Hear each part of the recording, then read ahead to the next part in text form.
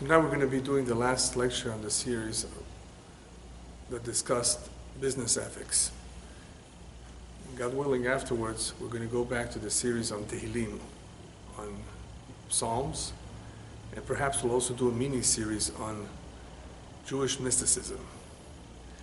This is a very important topic. It's about how the mighty have fallen. How do the people who are on the top, who have been prosperous, whether it's a nation, whether it's an individual, whether it's a business, how do the mighty fall? What are the mistakes that bring about their downfall? It could also be an individual who was honest all his life. He began as an honest individual, an upright individual, and somehow down the road, he did something dishonest. He committed a crime. Throughout history, most intelligent people have fallen into the trap that their own nature has set up for them. Whether it has been unsatiable greed, which we've spoken about already, or whether it's arrogance, or simply many times people think that they can get away with it. Many people have fallen into a trap that they pretty much set up, their own nature sets up for them. And the first question that we need to ask is, why don't people learn from the mistakes of others? I mean, these kinds of mistakes have happened so many times and they recur. Why not simply learn from the mistake of others and hopefully you won't repeat them? They quote from Einstein, I believe, that he says that insanity is repeating the same mistakes over and over, expecting different results. People really think that perhaps the next time it's going to be different. They don't realize that if a mistake is a mistake, stop doing it. Do things the right way. Don't think you can get away with it. Just because it didn't work last time doesn't mean it's going to work now. If it's wrong, it's wrong. Look at great empires. Many empires that used to be great are no longer around. They vanished. Whether it was the old Egyptian empire, the Chow dynasty, the Hittite empire, the Greeks, the Romans. Once upon a time, you had mighty empires. What caused them to fall? What went wrong? At one time, they were great. They were successful. So even though in Judaism we attribute the decline of a nation, the rise of a nation to God, ultimately it's all from heaven, there are some natural explanations that explain why certain people, even though they started off doing something right, at some point in time they fail. And this applies to nations, this applies to even big companies. And many of you perhaps have heard of big companies that were big once upon a time, but something went wrong. And either they declared Chapter 11 or they went out of business. What went wrong? What caused them to decline? One factor that the experts point out is an undisciplined pursuit of more. You've achieved so much and you want more. If it's not planned out right, if it's not done with expert advice, if it's undisciplined, it could lead easily to terrible mistakes.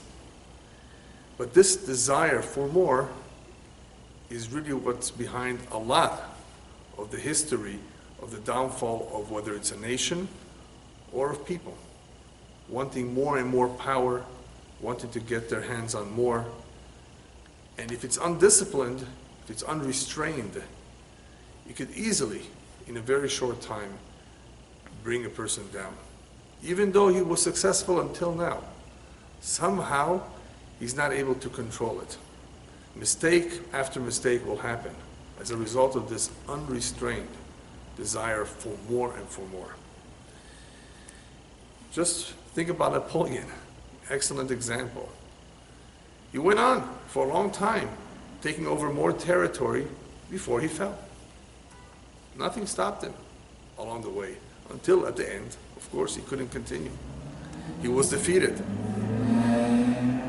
Another problem that comes up, and this is in mismanagement of companies, not having the right perspective or not evaluating the situation properly, is when there is a setback, and there are setbacks, take responsibility and don't begin to blame others for your failures, for the setback. This is also something that happens, that people do not tend to look inwardly, and they easily cast the blame on others. Others are to blame, instead of taking responsibility and trying to figure out what needs to be corrected. That's calling accepting responsibility. Don't blame external factors all the time. Many times, if you look closely, it's your fault. It's a bad decision, and do whatever it takes to correct it. However, I like to point out that a big factor in nations' decline, a big factor in why nations have declined historically, is in the lack of consistency.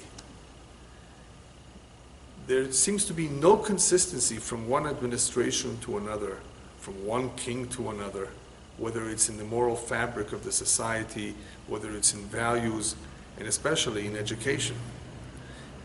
If you want what you achieved to continue on, if you want the next generation to inherit the same philosophy, the same values as you had, and for them to continue to succeed, then you have to give it over to them.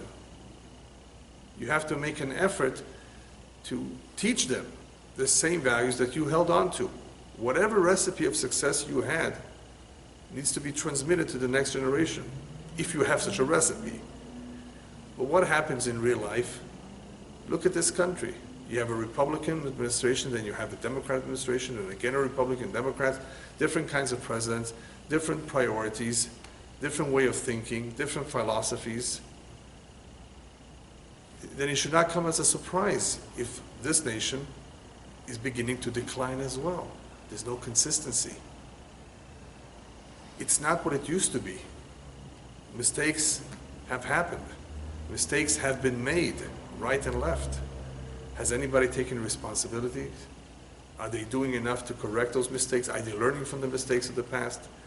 So this tremendous change in administration, lack of consistency in governing the nation, is a big factor, an important factor, and why a nation cannot continue to be as prosperous and as successful as it has been. Because whatever brought about its prosperity may no longer continue to be around. It may be that some president or some administration basically throws it out, throws out the recipe, and tries to make a new cake with a new recipe, and does not know that if you don't have the proper ingredients, if you don't bake it at the right temperature, it's just not going to come out right. So this is being done over and over, all over the world, where people are overconfident and they think that they can do well, that they can succeed, or they can do even better than the previous administration, and they don't realize that they may not have that recipe. So what you have here is a tremendous amount of overconfidence sometimes, and arrogance on the part of individuals, companies, and nations who think that their way is the right way. And obviously, at some point in time, it will blow up in their face. Mistake after mistake has occurred, and nobody assumed responsibilities for it. Nobody even realized what the mistake is. And little by little, the nation begins to decline. Now, if you add corruption to this, then that's a recipe for disaster. And we've spoken already about that. So a faulty administration that also is corrupt, then obviously it will not be able to last too long. This lecture, however, is not about government so much, it's not about nations. It's more about individuals. We're interested to know why individuals fail. How is it possible for a man to be good at one time and to commit a crime, to be dishonest? If at one point he was an honest individual, he was a good individual, he did not become evil overnight. So what went wrong? What caused him to fall or to fail? The easy answer is that man is his worst enemy. You've heard that? Man is to blame for much of what happens to him. And I'd like to use as an example the story of an individual called Toby Groves. You can look up the name on the internet. If you recall, there was a mortgage crisis in this country. There were many banks that failed, many mortgage companies that failed. And a lot of money was lost. A lot of banks closed. You recall that? The story of Toby goes as follows. When he was a young man, a teenager, I think, his father was very, very distressed that his older brother, Toby's older brother, was caught in a fraudulent act and was put in jail for the fraud. And the father asked Toby to swear to him that he will not do what his brother did, that he will be an honest individual and behave himself. And of course, Toby promised to his elder dad that he will always be honest and always do the right thing. He opened up his own mortgage company. He was doing very well in the beginning. But after a while, he got distracted. And because of his distraction, mistakes happened. Mistakes began to occur in the company. And one day he realizes that he's in debt, several $100,000. Okay, that was a big shocker to him, but what do you do now? How do you fix this debt? So he thought of an idea. He's going to take a loan on his house. After all, he wants to save his business. The problem is that if he were to do it right, to fill out the application with the right information, he would have to be lying about his income. But in the end, somehow, he was able to justify it, to save his business, and he put a large amount of money as his income. And he got the loan. But it didn't stop there. Eventually, he realized that his company was in bigger trouble than what he had thought of in the beginning. And now he owed a lot of money. So what do you do now? He had already taken the loan on his home. He had to fabricate loans. He had to make up new loans where people are taking out a loan on their home. And this way, he would be able to get the money he needs to pay off his debt, to keep his business afloat. Now, what's interesting about this is that in order to accomplish this, you need the cooperation of many people. People at work who know how to fill out the loan, the paperwork properly, the experienced brokers. You need title companies to go along with this plan. You need a whole bunch of people to collude, I think it's called in English, on this plan. And somehow they felt for him. Oh yes, we want to help you. Somehow they agreed to go along and do something that was very, very wrong. Fraud. But they did so. And sooner or later, what happened was that a lot of banks lost a lot of money, had to close down their doors, many people lost their job, and the FBI got involved. And they came knocking on his door, and he immediately admitted what he did. He couldn't figure it out. Why? He sat in jail for a couple of years staring at the ceiling. How could this happen to him? He swore to his father. He never was like that. He never lied. He never intended to defraud anyone.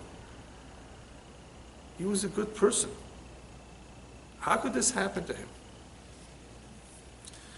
So that is the big question, right? How could an honest man, he started off as an honest individual, become dishonest? Or how could he fall? So what's the answer? So psychologists and all kinds of experts have tried to analyze the mindset of such an individual. But let me make it a little bit simpler by quoting to you Jewish sources. You've heard of the saying, the bigger you are, the harder you fall.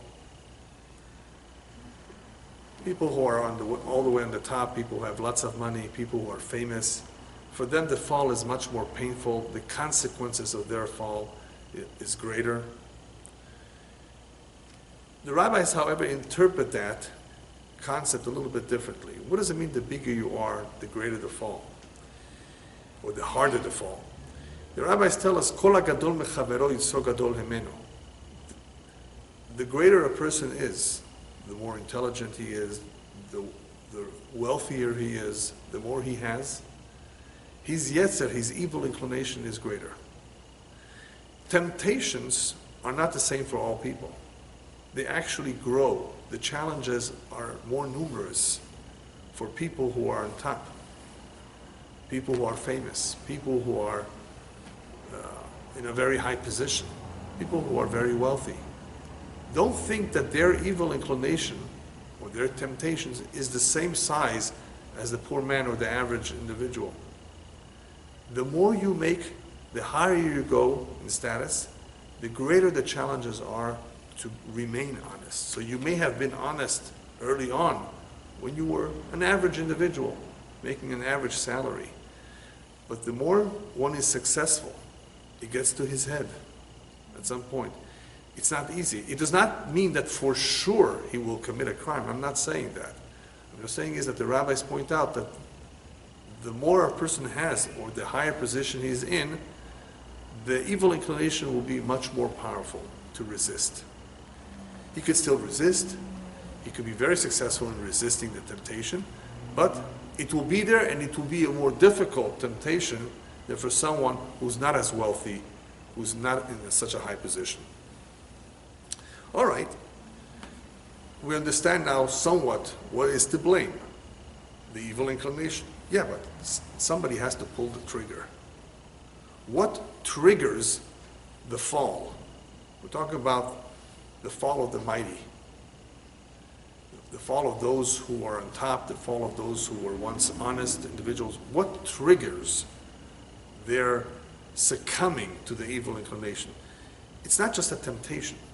I mean, people have temptations all the time, and sometimes we resist and sometimes not. So what triggers the fall? Why did he fall for it? And the answer, the rabbis tell us, is En adam over avera ela ken nichnas bo ruach shtut. Man will not commit a sin unless a spirit of folly has entered him first. What's the spirit of folly entering us? It could either be that momentarily we think that something is a good idea, we somehow justify it, or we say, I'm only going to do it once. And there's a whole lecture about how the mind justifies and rationalizes almost anything. So a ruach shtut, a spirit of folly, is basically when one says, it's not such a big deal. Perhaps they won't even catch me. They won't ever discover it. I'm only going to do it once. So it could be that the individual really does not intend to do something wrong, and he knows it's wrong. We're not talking about someone who does not know. He's fully aware of what he's doing. But there's a trigger. And that trigger is a ruach shtut, the spirit of folly that momentarily enters him, takes over and says, well, it's not so bad after all. You're going to come out of it. You're going to pay it back. All kinds of excuses. Okay. But that's not where it ends. You know where the real problem lies? Person made a mistake once. Okay. That only happened once. Say sorry, correct it, and we're done with it. The problem is that the rabbis warn us. If you do it once, it could easily happen again. Avar avera v'shanabo, the rabbis tell us, if you made a mistake, you committed a sin, and you repeated it one more time, or numerous times, na'aset lo keheter. It's almost become permissible for you to do it. It's become easier for you to do it. The door now is wide open. Don't feel bad about the first mistake you made. Feel bad about the fact that now it's going to be easier to commit the same mistake or the same offense a second, a third, a fourth, and a fifth time. It just becomes easier. There's less restraint. That is what one should feel bad about. That's more difficult to control. The first time, if it really only happened once, okay. We're only human. But the problem is not the once. The problem is now there's a certain momentum. There's a certain ease mentally. This individual is no longer as easily deterred to not do something wrong the next time. So this can go on. And that's exactly what happened in this story.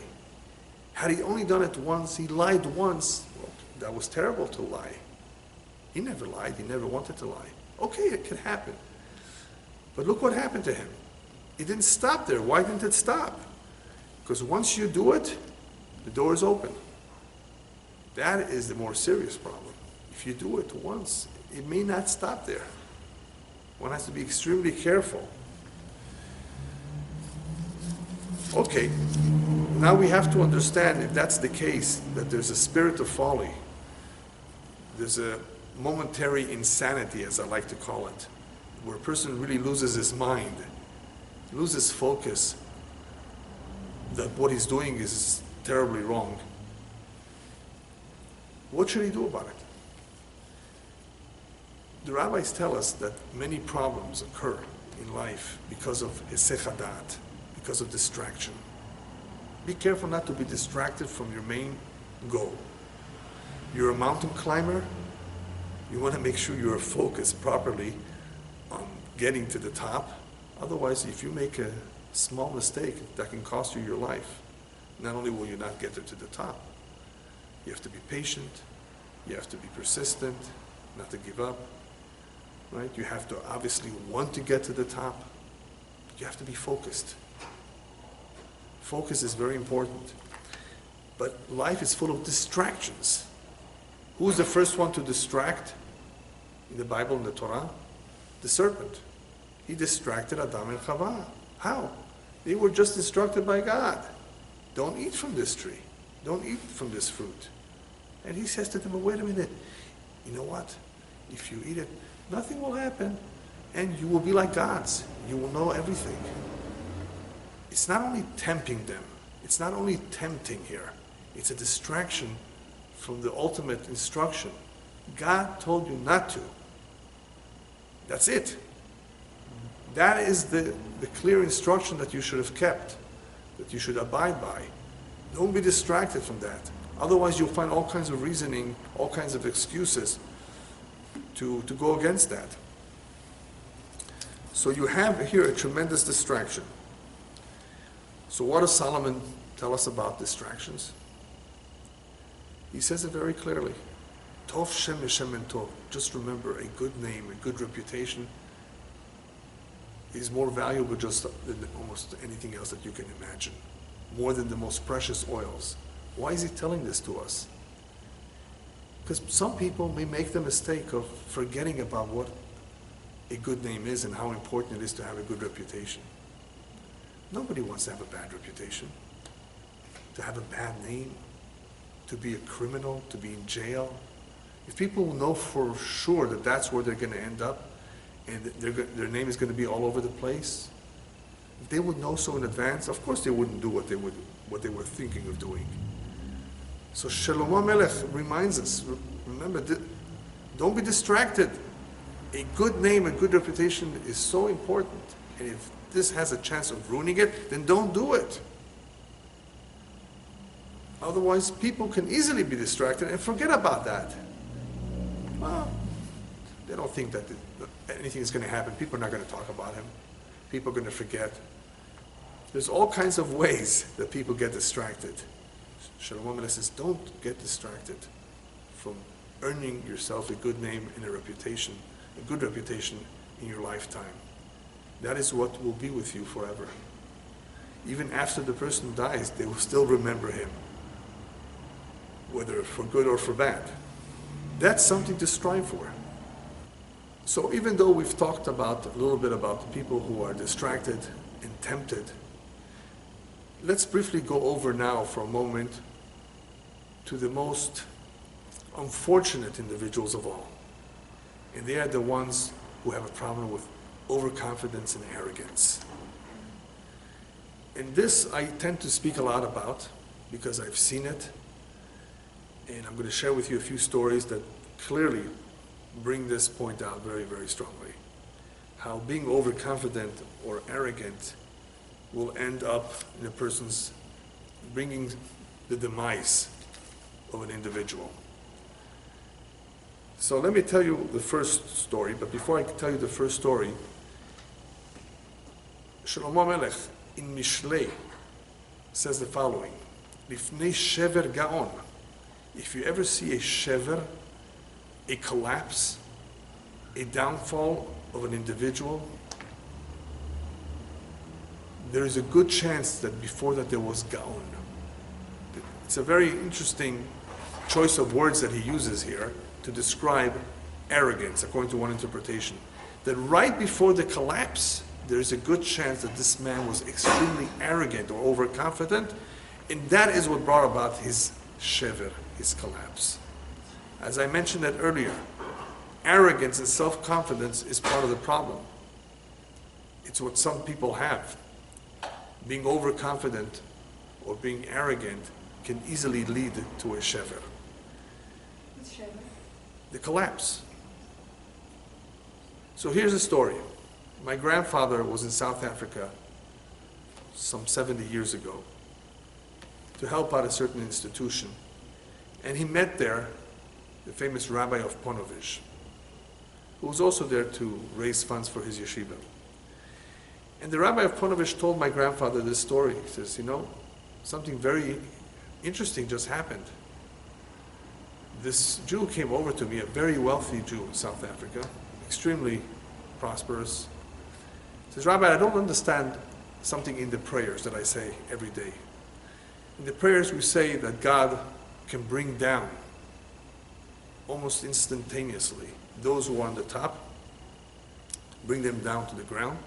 And in one instant, he can also take those who are lying low and poor and raise them to the top. It can happen almost instantaneously.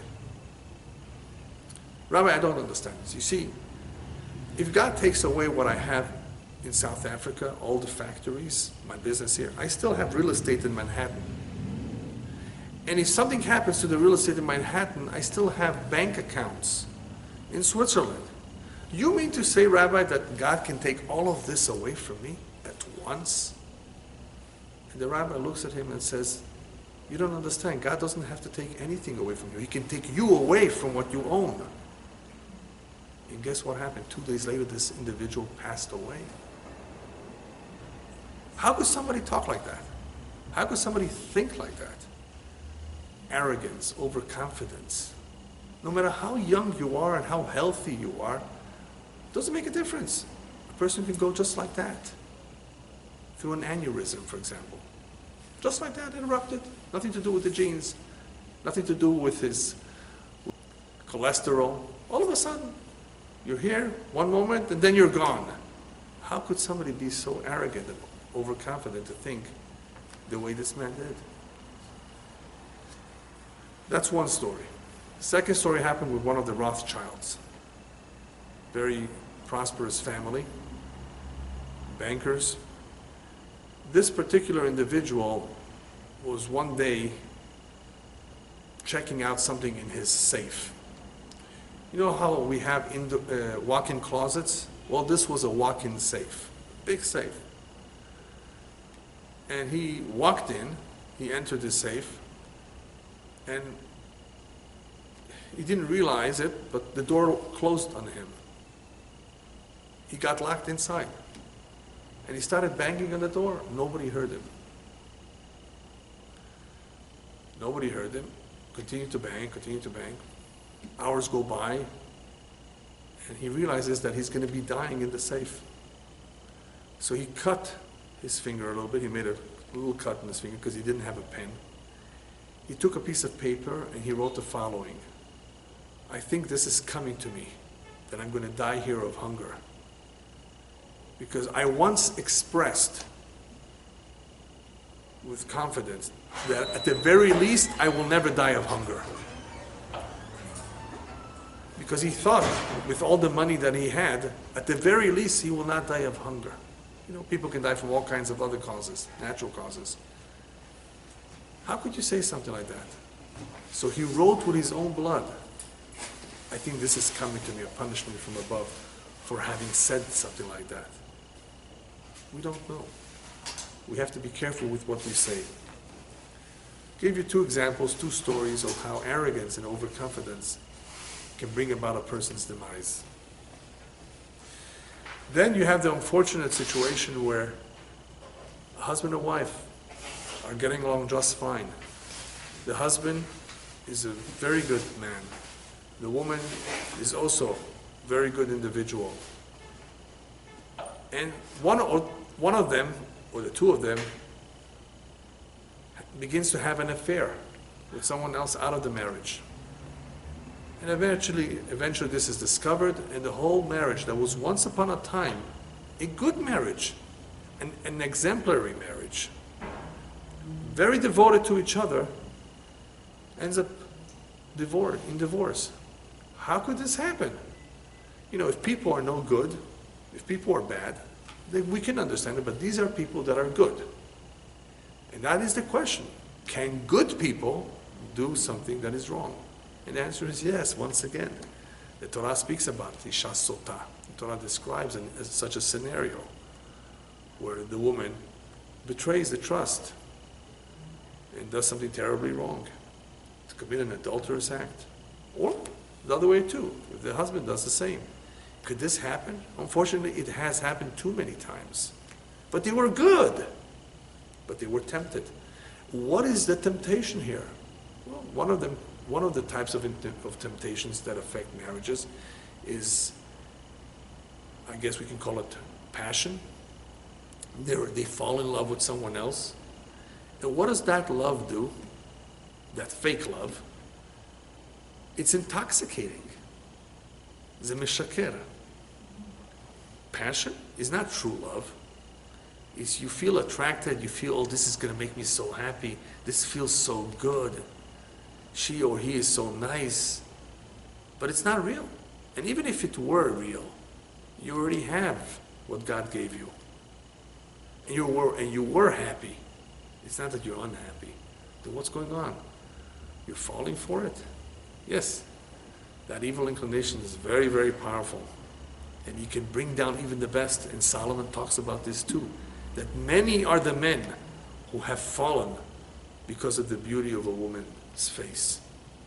More or less, these are the words that he says. Many are the men who have fallen because of that, who were lured to do something terrible as a result of just beauty, passion, something which really has no meaningful value.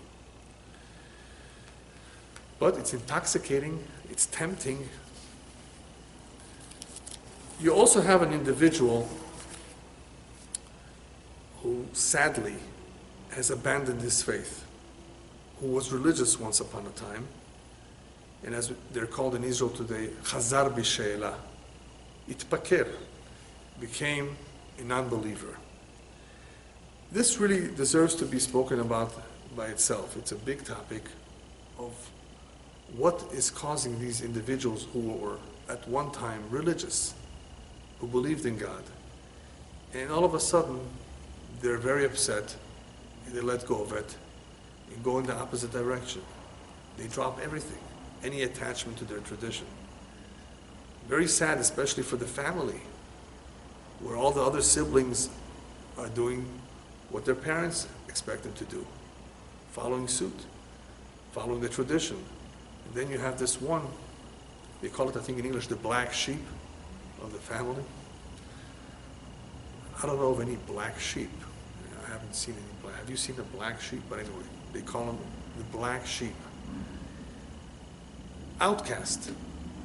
What's going on in this young man or young woman's mind and heart?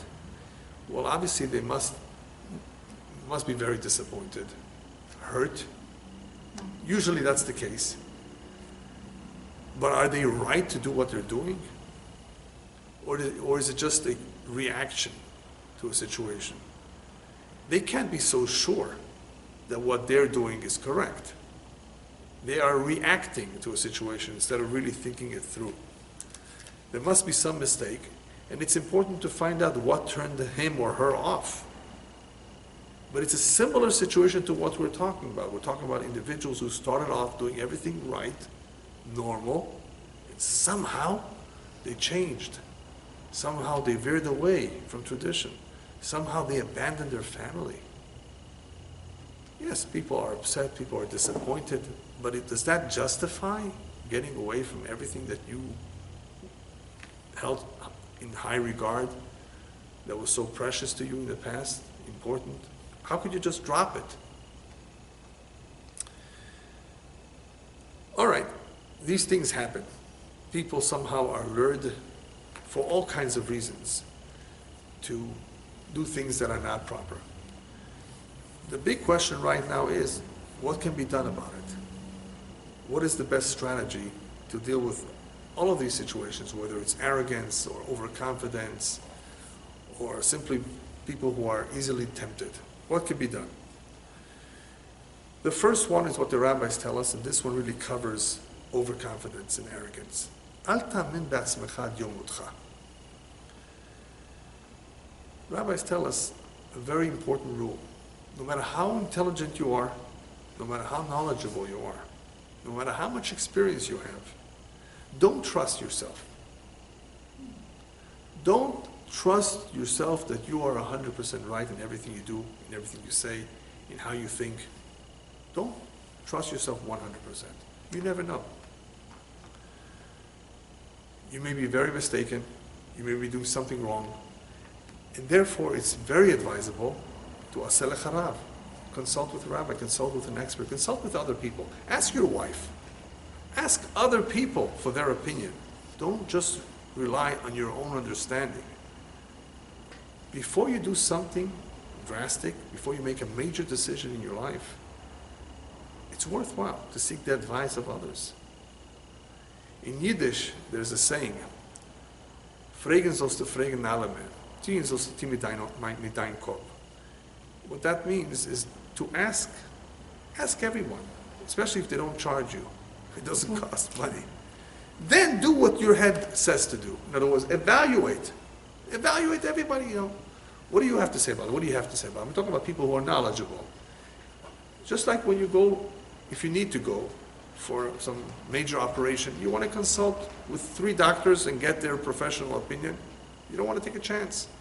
Because even though he's a doctor, maybe he doesn't really understand the procedure very, very well. Maybe he's only done it a couple times. So you want to get expert opinion. Don't trust yourself. Assume that there are others who are wiser, who are more experienced, who may know better, and you'll be safer in your decision making.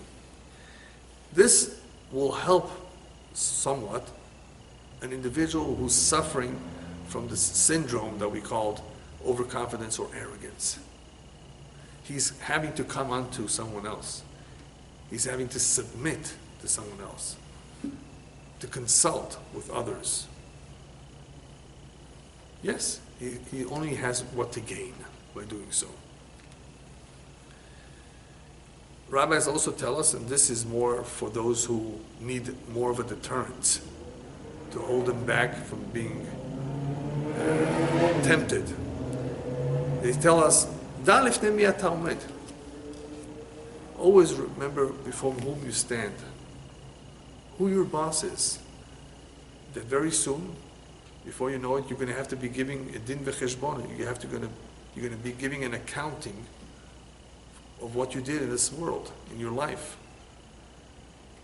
Keep that in mind. Stay focused on that. Yesh din v'yesh dayan. We are accountable for our actions. There is a judge, and there is a judgment. This is not a picnic where you get to just do anything you want, enjoy yourself, and not be responsible for what you do. We are responsible, just like we are responsible in a court of law, in how we interact in society. There's hopefully a law, hopefully there's a court, hopefully there are police and judges that enforce the law. Well, in the same way we have it down here, they have it up there. But some people do not think so. They don't believe that there's an afterlife, that there's a court, and they're in for a big surprise. Judaism stresses that this is very important to always keep in mind, because people forget about it. They don't see it, they're not focused on it. Well, weren't you stopped by the police once upon a time? Hopefully you never ended up in court, but if you did, don't you see how it works here? Well, it works the same way upstairs. So sometimes people need reminders, but hopefully we don't want these kind of reminders. We want to learn about it, and we want to remind ourselves, without getting into trouble, that we have to be very careful with what we do and be very responsible. So just remember before whom you stand, who your boss is, and what he expects of you. And the third idea is very helpful with those who are arrogant.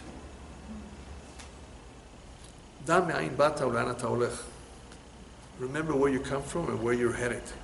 You come from nothing, from dirt, from a drop. And you're headed also to the grave, to a place of earth and worms, where this physical body will decay. Hopefully these kinds of thoughts, which a lot of people don't like to think about, people don't usually like to think about death, will bring about a certain seriousness and humbleness to the individual, to make him less arrogant. Yeah. After all, you don't take all this money with you, right? After all, you're also going to be in the ground at some point in time. After all, everyone dies. So thinking about this, having these kind of thoughts, hopefully will help an individual be a little bit more humble instead of so arrogant. So these are just some ideas that can help individuals who have a problem, a certain weakness that is causing them to lose sight of the real purpose in life. What makes things more difficult in our generation, however, is the increase or the trend towards secularism. Because of this trend, people's mind today is being bombarded by competing philosophies. People are absorbing all kinds of ideas that are foreign to religion and put more of an emphasis on hedonism, materialism. So the mind today is absorbing so much trash. The mind is absorbing today a lot of trash, a lot of things that are more of a threat to the belief in God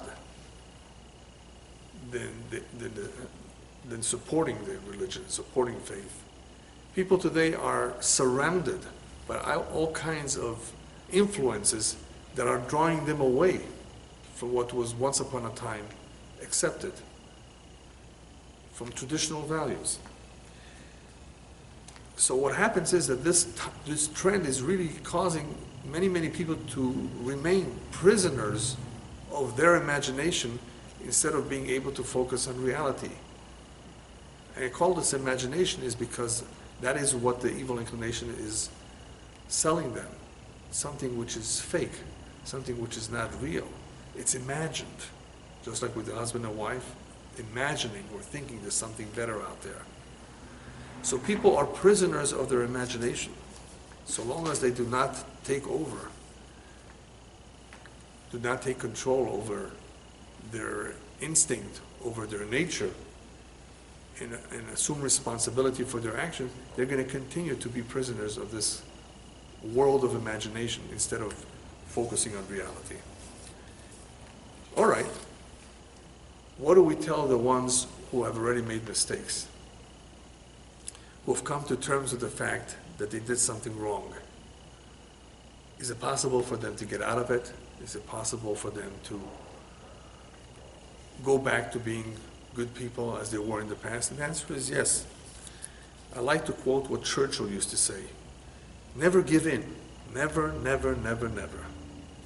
He spoke about giving in. But we can extend that idea to never give up. In the same way you should never give in, as he said. Never give up. Failure is really something that people just perceive in their mind. It's not something of a physical state. It's more what people perceive. It's not a real thing. You didn't really fail. It's in your mind. It appears to be like you failed. And that is what teshuvah is all about. Judaism emphasizes the importance of teshuvah, of repentance, of returning to God. You've become distant. You've moved away. You've succumbed to your evil inclination, but you can always go back home. And God will open the door for you. You're always welcome.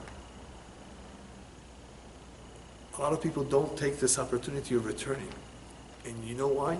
Some of them actually think that they're so wicked and so bad that they have no chance. The rabbis warn us, Al tihi rasha b'fnei atzmecha, don't think of yourself as a sinner, as a wicked individual. You've made mistakes. Well, that's what teshuvah is all about. Correct them. Go about and do something about it. You can still prevail. You can still reverse the decline. You've declined, you've moved away, you can reverse it. There's another pasuk, another verse in Mishlei. Sheva yipol tzaddik v'kam. A righteous individual sometimes falls 7 times, but he gets up every time. You don't stay down. It happens to the most righteous ones. They fall, they've made a mistake, they've succumbed. Sheva yipol tzaddik v'kam. He may fall, but he gets up.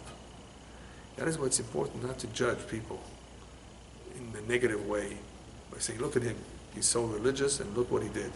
Yes, maybe he succumbed.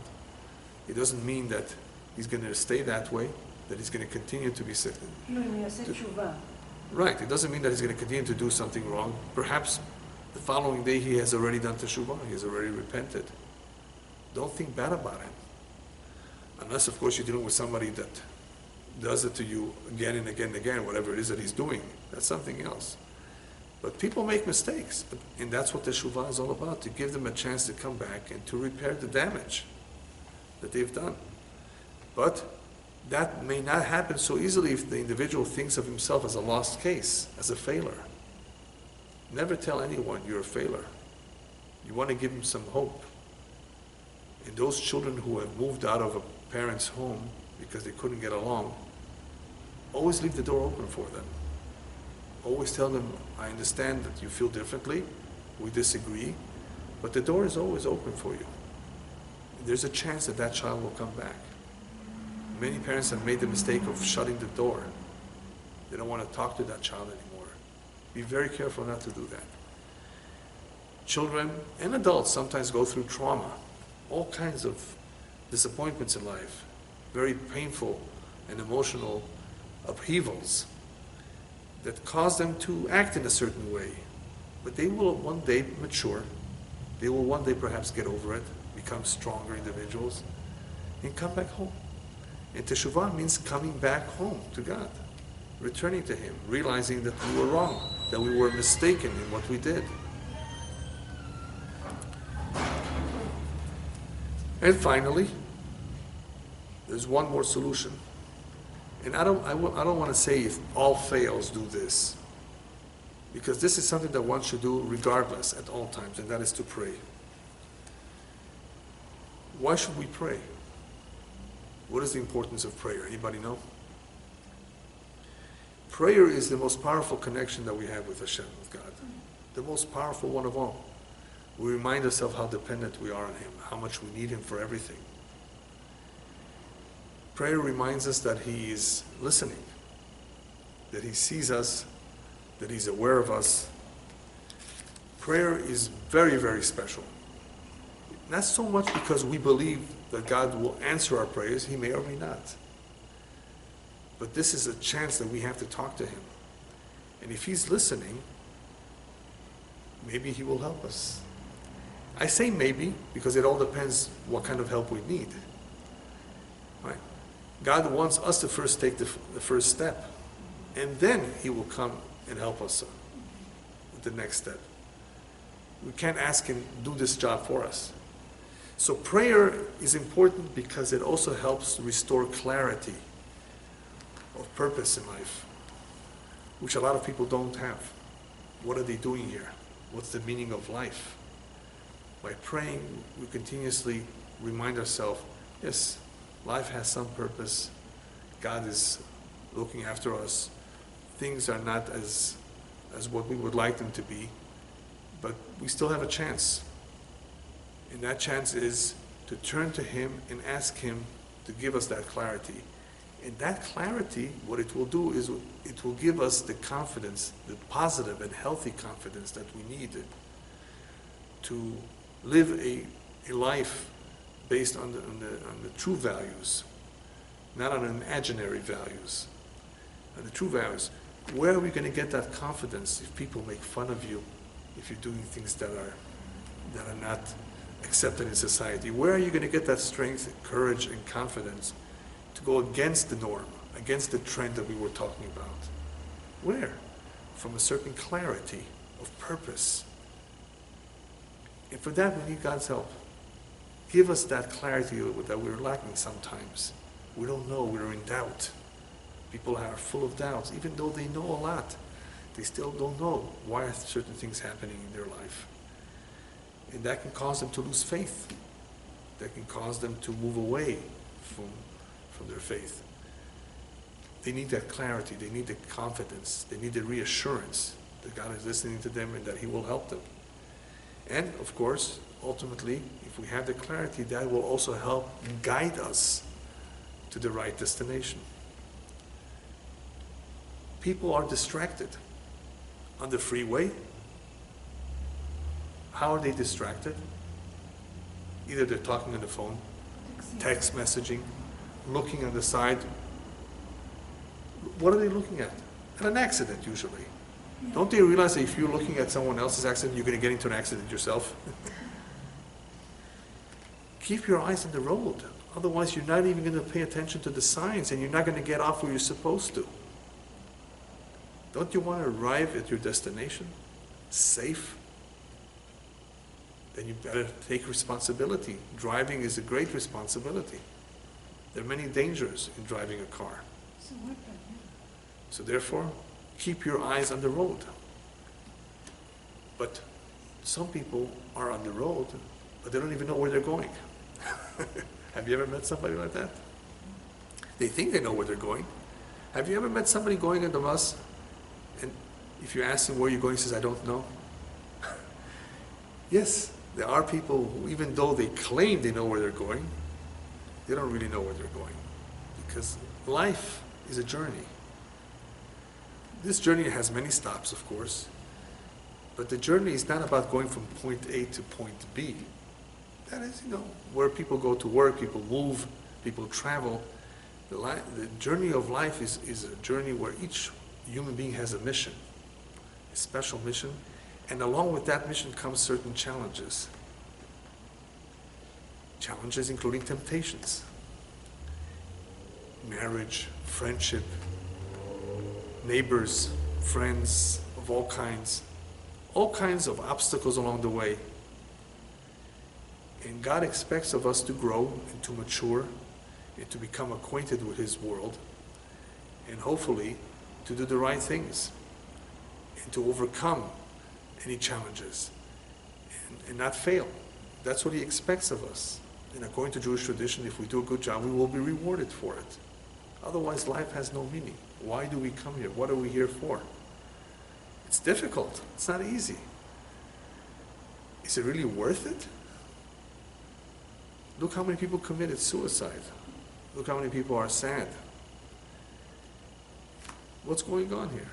If we were to think a little bit more deeply into it, we would realize that there must be something to it.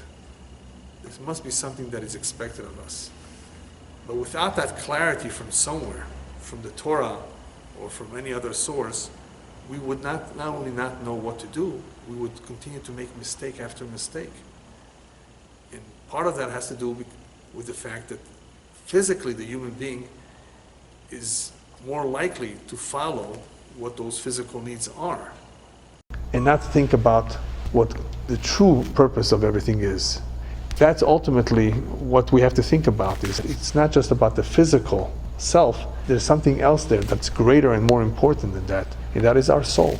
And we have the advantage, the Jewish people have that tremendous advantage of having the Torah. If we were to look to the Torah, if we would learn the Torah, then we would be able to draw the information that we need to succeed. And even then there's no guarantee we will succeed, because that evil inclination is still going to be there. As we said earlier, the greater one is, the more powerful that evil inclination will be. However, the advantage of having that source is that we can always turn to it and draw from it important insights as to what is the correct thing to do and what's not. And if we do that along with consulting with others and being careful that we don't repeat the same mistakes, then there's a better chance that we will succeed.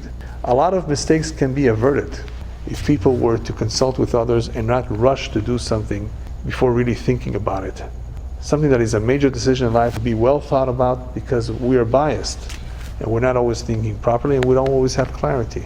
And that is, again, where prayer is so important, that it reminds us that we're so feeble, that we're so fragile, that we're not as smart as we think we are, that we can easily make a mistake. So God, you're the only one that can hopefully help us to do the right thing, to give us the clarity that we need to get safely to our final destination. Bezrat Hashem.